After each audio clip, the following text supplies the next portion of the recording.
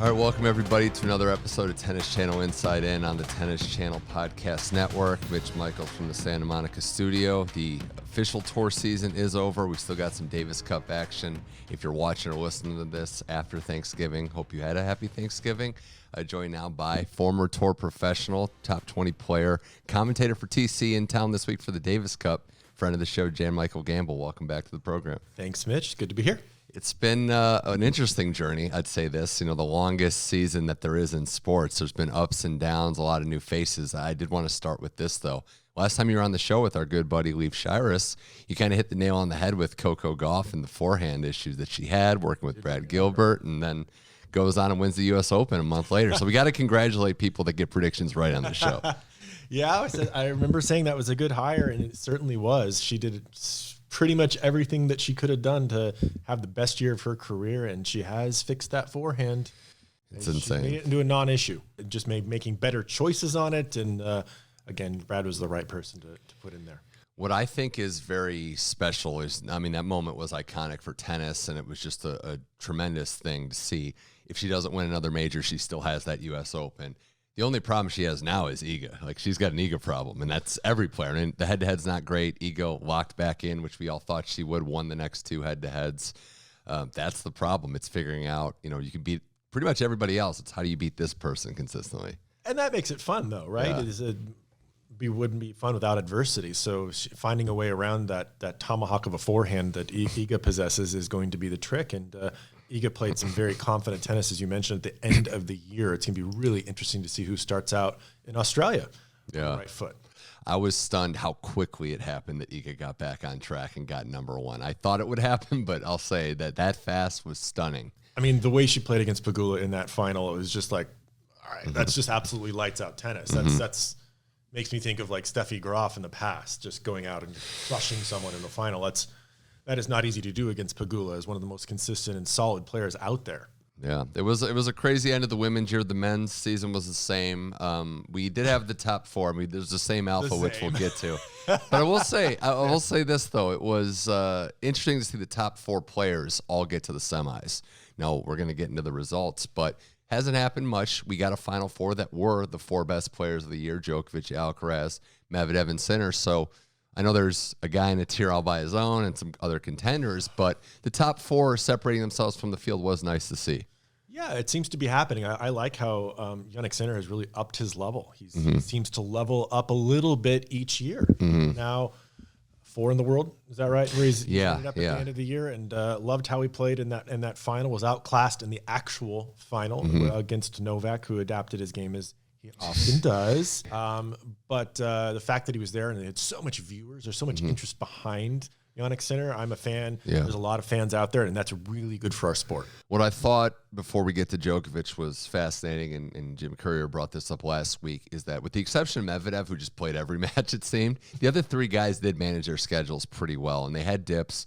Alcaraz had the injury stuff, had some issues there. Sinner had some fatigue stuff. Djokovic, obviously, at his stage in the career. But we saw 3 out of the 4 players who are going to play their schedule, count on themselves to get the results when they lock in, and that might be a different way going forward. We'll have to see, but I think the days of maybe playing every single tournament might be few and far between. I think the days, not for Medvedev. I think he's just going to keep playing. So far he's remained pretty much injury free and just loves playing tennis. He's built like Gumby. I don't know if he can be injured actually. Over 80 matches this year. It's crazy. It's unbelievable. Sinner has some issues. He's defaulted often throughout years. He's had defaults here and there, whether it's fatigue, which was totally warranted, by the way, and ridiculous, that scheduling. Yeah, I don't want to get my conspiracy theory guards up because that was absurd, right? Like you finish after 3, which is a whole nother issue. A whole nother issue with scheduling events and how many matches you try to fit in, how late you go. If the tournaments go late and that's what their vibe is, okay. You got a tournament in Paris that has a wonderful stadium and then 2 kind of strange outside courts I never really liked to play on. And unfortunately in Paris I didn't play all that well, so I was playing on those courts a lot. So I get why they're trying to keep most of the tennis on that stadium. Right. They just got behind. It happens, but they shouldn't then turn around and make the guy play that early. It was day session technically, it wasn't even a night session. So he withdraws from that, comes in locked into the ATP Finals and gets all the way there, but runs into Novak Djokovic again at 36, wins his 7th ATP Finals title, extending a record there. It's something to see, right? It's something to behold a guy not just winning at his age, but doing it in different ways, widening the margins in a lot of way. And Jan-Michael, he gets better at areas. Like, there isn't slippage. If there is, he's doing a great job covering it up. What I saw in the Alcaraz match and what I saw in the Sinner match was a guy that can weather any storm out of the gates. He trusts that he's going to wear you down because he's smarter, he's fitter, and he's been in bigger, big match moments than anyone in the history of the sport. The guy just never seems to panic, too, in any given rally. Even if he will run these shots down, and of course, these crazy maneuvers. He does the splits. He's recovering. Then sometimes his opponent even hits a winner or wins the point. And Novak gives a little clap and shrugs it off and does it again. And that's just overwhelming over the course of a match. And his shot-making skills are second to nobody. It's just unbelievable. He made that Alcaraz the in quote match that everybody was looking forward to a routine. Now, with that being said, like you mentioned, Carlitos has been injured. He's had issues in the last few months, and so I don't think he's had his best. I don't think he's at his most confident right now. I don't know if when he walked on the court he thought he was going to beat Novak that day. It didn't look like it.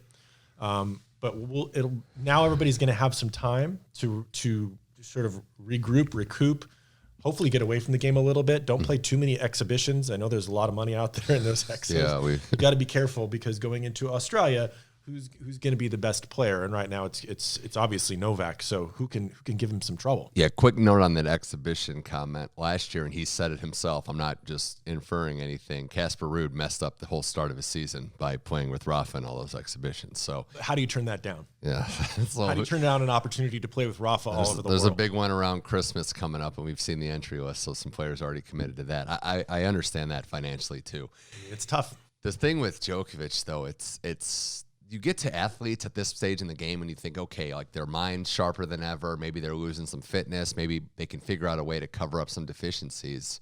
He's not doing any of that. He's playing better. What would you say, Mitch? That's like, I don't, if anything, no, but like the serve and forehand got better this year. We can honestly say that, which is crazy. They look excellent. The thing that he does is he continue to give himself that which makes him tougher, whether it's the crowd against him or somebody in his box or his opponent or just that he's unhappy with the way he's playing. He finds a way to light that, which seems to be an eternal flame in his body to rise to the occasion, to get better on the year, to keep winning these tournaments. He's in the finals of all the slams this year. I mean, how do you stay motivated one match away, maybe 1 point away if that Alcaraz, swinging forehand goes differently. Crazy. How do you stay motivated at 36, 400 weeks now at number one, has every record except for tournament titles. He's like 11 away from Connors, doesn't have the gold medal. That's pretty much it. He's done everything there is to do in this sport. And it reminded me of that last go, the last dance go that Michael Jordan had for the Bulls, because he is basically tennis's version of Michael Jordan. He's done everything. He's become not just one of the greats, he's become the great. He's become the guy in the history of the game. If you're just looking at the stats, so I don't think there's no longer an argument. And unfortunately, Rafa's not out there. We hope to see Rafa soon. He's still going to be tough on the clay. Who knows what he can do on the hard to keep the body together. But Novak's going to be the man to beat. Roger's retired, so those records that he put forth aren't going to catch up to Novak's. If you're just looking at the records, maybe Novak wants to also be more beloved in the future. When the stakes are a little bit more against him, when he's having to really dig in to win some of these matches. When he starts slipping, whenever that will be. Maybe he's after Connor's record. Maybe he's not telling us a few things that he simply wants all the records, and I don't have a problem with it. I don't either. I mean, it's these guys are tortured geniuses at what they do, and it's a reason why they've gotten so good. In addition to the skill, it's the motivation to keep going. And the fact that he's able to find a level where you could say, even in the Holger match, wins in 3, not his best, which is obviously a high level either way. Sinner, he loses, could have played better, third set tiebreak. But there it is again. Get him into the semis, get him into the final, and he'll raise the stakes, raise the level when it matters most. It's just the most remarkable thing among remarkable things. Absolutely. We're looking at it from another perspective too, though, because I think we're in the same boat. You obviously being out there, that Sinner was not going to roll over and try to shut Djokovic out in that Holger match. That's even in the conversation. It's not even about money to me or anybody else, right? Like, obviously, these guys make enough money. the money wasn't why he did it. He's a competitor. He wants to win every match he plays. There is also, he'd never beaten Holger Rune before, and I don't think they're the best of friends. That's a big thing for a guy your era. You don't want to let him get another victory over you. You don't just roll over and you lose a match just so you can get, take out Novak there. I mean, in theory, it might have been a good strategy, but down the road, that's not a good look. It's not a good look in the locker room. It's not a good look going forward as a competitive athlete to not give your all when you walk on the court. And I've never seen Jannik Sinner do that. I've seen him default when he can't give his all. But I've never seen him not give his 100%. I mean, these are prideful guys that have gotten to where they got by, and the women too, obviously, by putting forth every effort. So you're not going to start rolling over now. And I do think he wanted to beat Holger. That was a great match. I mean, Holger got there. I read that on Twitter. I was like, are you kidding me? I was like, no. No, never. Absolutely not. That was a great match. Holger's not too far off, too. Just a quick note on him. I mean, for him to bounce back, get help from Becker, also get healthy, probably more important. And he shows you with his moxie out there. He's another guy that will lose a set 6-1, 6-2, but he'll be right in the match. Absolutely. I saw Becker in there. I thought, well, you know what? That's also a pretty good hire. Becker's got a lot of knowledge, and he's been through a lot. Yeah, Holger's great for the game, and he's great for the fact that we have another type of player, type of character I think is good. And I do think there's some things to work on, but it would not shock me if Rublev made his fourth straight. Feels like Holger's going to be here for a lot of consecutive years if the body holds up. I think so. And then there's some similarities. Holger can hurt his opponents with the big shots that he's big ground strokes, big forehand, much like Sinner. So that's why they give a player like Djokovic a little bit of trouble, can surprise him and hit some big shots and really kind of hurt him, make him play more defense than he'd like to. He doesn't mind playing the defense, obviously.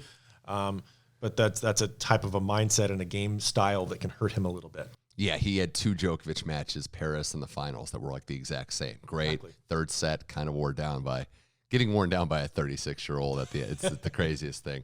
More with Jan-Michael Gambill here on Tennis Channel Inside In. I did want to mention Sinner because the final will leave a bad taste in his mouth, but was 4-0 going into that. 4 wins against the very best players in the world, won the group stage, was able to also handle the expectations of playing at home in front of fans, which we know can't be easy. This was a real breakthrough for him. I know he's going to, take a couple days to decompress, but a huge breakthrough, how he played, how he handled expectations. Sky is the limit for Sinner. He's 4, and I don't think he's settled at that number. Yeah, I think he's been one of the more exciting players to watch on tour for a while. And again, I'll bring it up, is he's had some little issues injury-wise and some things that have sort of, I think at times, held him back a little. I think he's figured out a way around most of those. Even again, pulling out of Paris, saying, this doesn't make sense to hurt my body to play this event. I'm more focused on the ATP Finals, and look what he did. He made the actual final.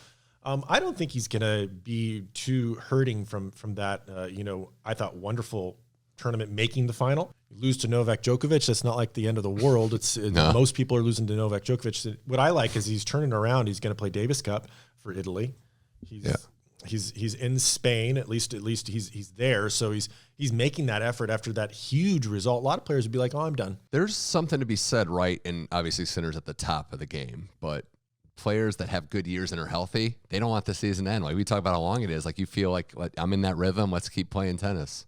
That's very astute. I think that's very true. And you're playing well. You want to keep riding that wave. It feels nice. Yeah. The big thing, as you mentioned, Sinner, after that Zverev lost the U.S. Open, it was a run of he lost all the long physical matches. He kind of flipped that in the Asian swing and into Paris and into now the ATP Finals. And actually, look, beating Medvedev 3 times in a row, 0-6. That's huge. When you can flip the head-to-head on a guy at that level, I mean, Medvedev's got some real Sinner problems right now. And those are the kind of tests that's tough for a guy who hits the ball as big as Sinner does. A type of Zverev and Medvedev, very similar types of players, play a lot of good defense. They'll play far back. They'll make you play the long rallies. So you have to have the lungs to go out there against a player like that and really take it to him. And that's a tough one. So if he's sort of getting through that, getting sort of past that, where he struggles with the tough, longer rallies, that's a good sign for Sinner fans. Yeah, I watched that match, and I saw him show patience in the rally, not go for too much too early, which obviously it's annoying to play Medvedev. But also he will come to the net, and that's part of the game that he's worked on, to serve and shortening some points when he can. He's been very smart and selective. And we did talk about Medvedev. I will just say, unreal athlete, obviously a huge fan of his sense of humor and everything. That was the first match I thought, wow, he kind of looks tired. Like that was dare I say, a little sluggish Medvedev, and maybe that is just 80 matches catching up to you. It's 80 matches, man. He isn't taking any time off. If he's not tired, then he's truly a Terminator, which he reminds me of. He's like, you can't put him away. Yeah, I don't know if you saw the ATP media video that they did where they were all playing the game where they held up, like a match game basically. And it was backhand with your life depending on it. And Medvedev wasn't going to put himself up. But he's like, oh, it's not a winner. He's like, it's got to be me then. I've been training my whole life, just getting it over. I think he's great. And I do think that there is a level for him to still get to because his baseline game, and not just where he plays, but his floor, dare I say, is so rock solid that I think he's going to be in the conversation for all these majors coming up. Maybe not French, but still all the other three, I would say. He certainly proved last year that he can play much better on the clay.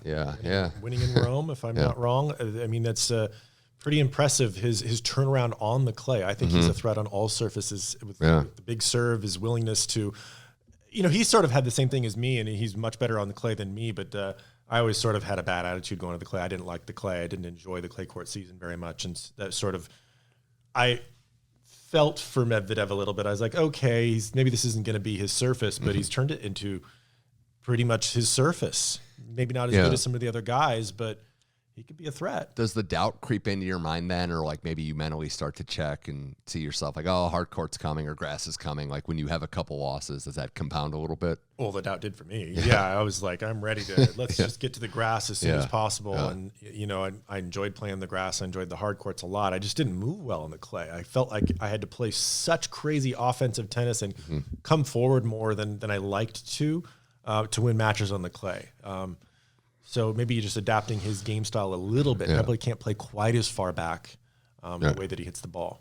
Well, on the notion of Medvedev and how outspoken he is at times, we talked about this before, but Alcaraz said something too. Court speed's a huge issue, and people are saying that things are a little different, and that court was fast, and there's obviously the balls and stuff. I bring it up to you because your era and even the era before that, it seems like you guys had to adjust to a lot of different elements, and this might be new for the new age players, if that's fair to say. Great.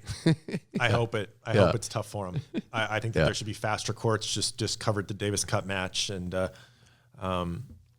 courts look fast there. Look fast in Spain right now. So I think that that's a good thing. I think you have to be able to adapt your game to a fast court just like you must to the slow clay.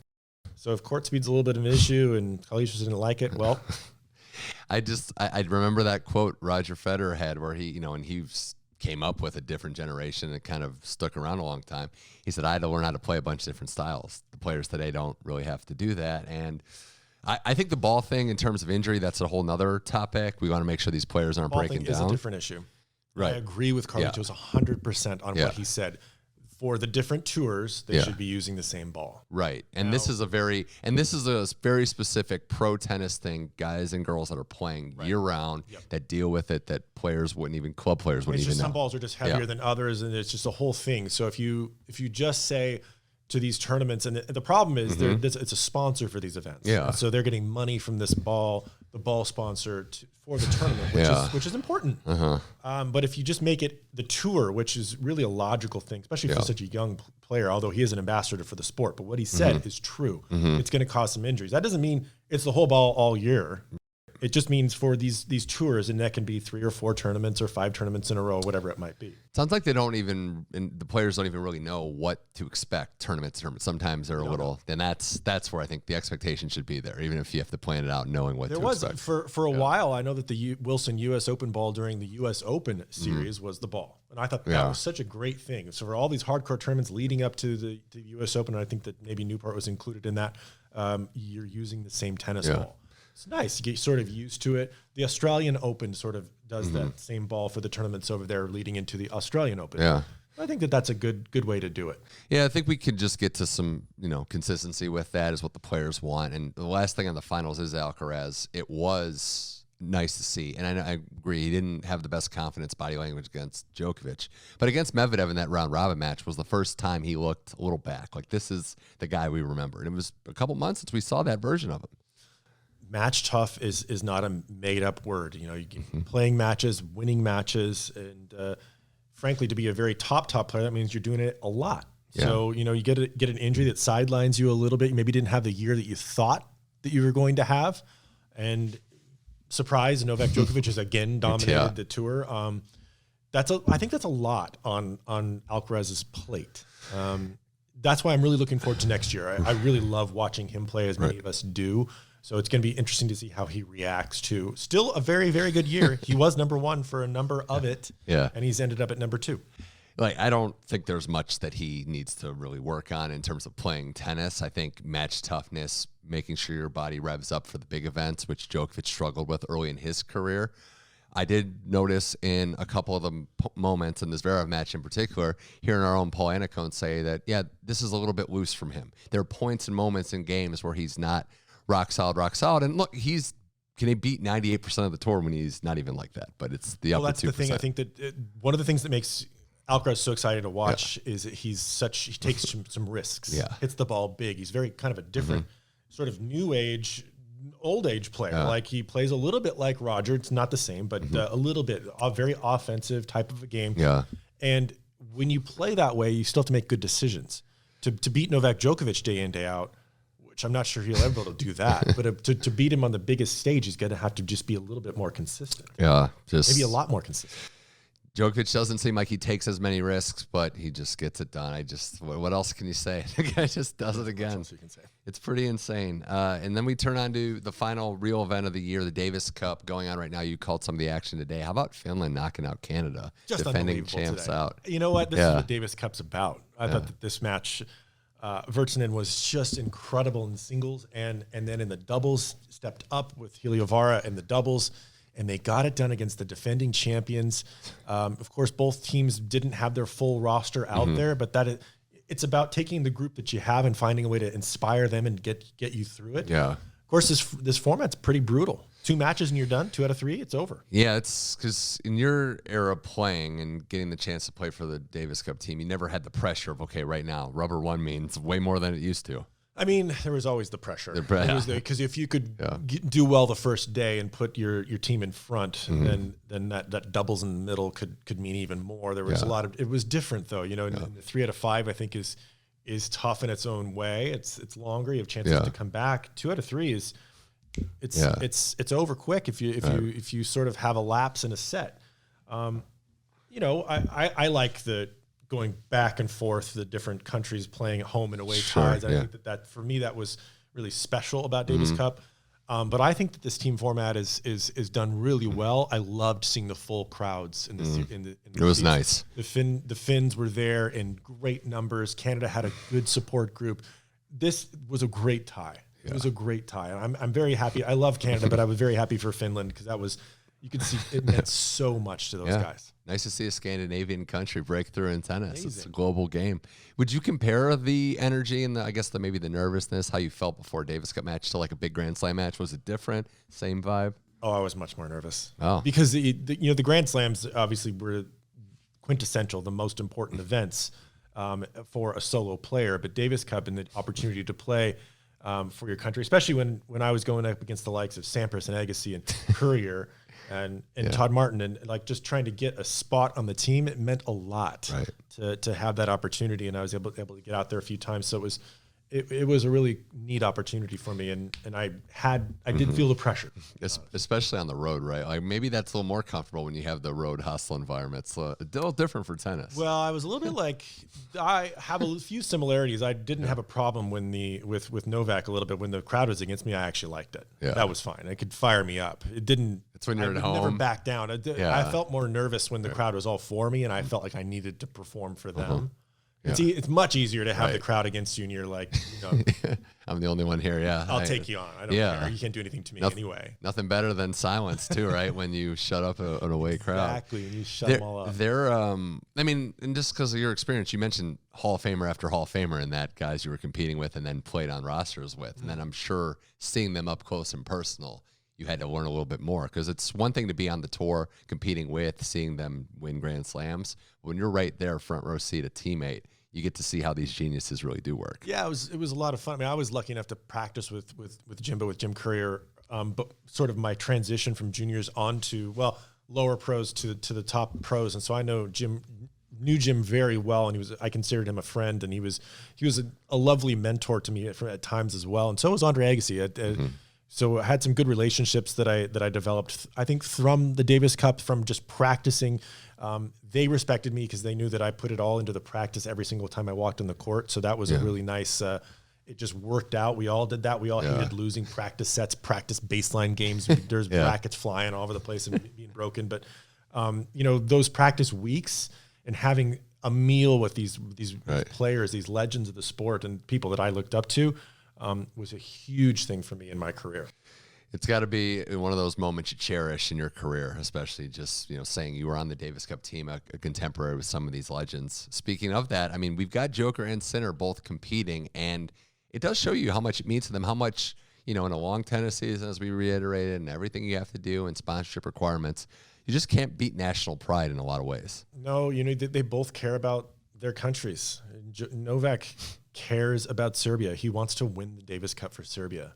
I think it's going to be interesting to watch that one. I think it's going to be tough. I don't think they have a great doubles team in that lineup. I think that they have a bunch of great singles players that they could put in there. Obviously, Novak at the major forefront of that. But even if that's a gimme, they still have to win the other singles match and figure out a way to win the doubles. So that's what makes this interesting.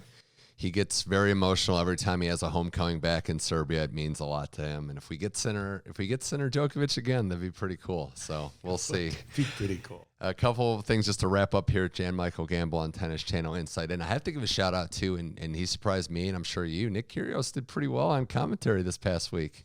I don't think that surprised me all that much. Okay. I think he has a lot of good opinions and having an opinion and backing it up and saying something that strategically that brings the viewers in. I think he's very good at that.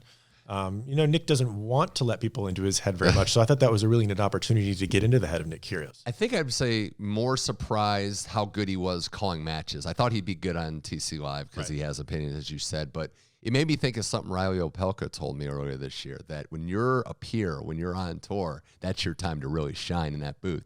Because these guys, you've played them. You can offer insight that even former greats, former legends don't have. This is, and that's what he was doing when Zverev and Medvedev and Djokovic were playing. He could take you into what it's like to be on the other side of that serve. Yeah, I think that's very interesting, and it's great for the viewers. It's great for Tennis Channel to have him in there, and he's an interesting personality. Why wouldn't we not want to have him? It's fantastic. He did ask, though, his friends and him asked, what's the deal with this Thanksgiving iPhone update alert? What's Thanksgiving? He didn't know what that was? Yes. I think it was a serious question. Oh, fair enough. Because the iPhone geotag had the holiday in there. So he's like, what's this Thanksgiving I keep hearing about? Well, he's an Australian. He doesn't have to know. Yeah. So that's fair to say. Well, it is the off-season time for some. The training blocks have already started.